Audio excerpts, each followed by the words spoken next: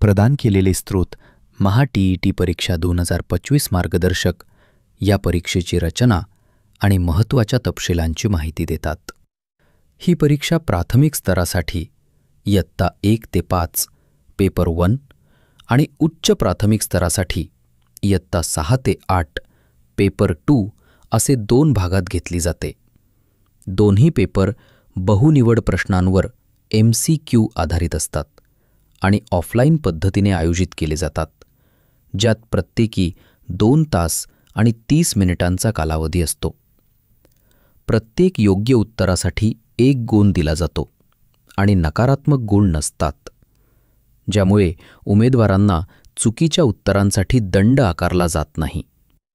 दोन्ही पेपरमध्ये बालविकास आणि अध्यापनशास्त्र, भाषा 1, भाषा 2 हे विषय समान असतात, तर पेपर 1 मध्ये गणित आणि पर्यावरण अभ्यास आणि पेपर 2 मध्ये गणित व विज्ञान किंवा सामाजिक अभ्यास असे विषय समाविष्ट असतात.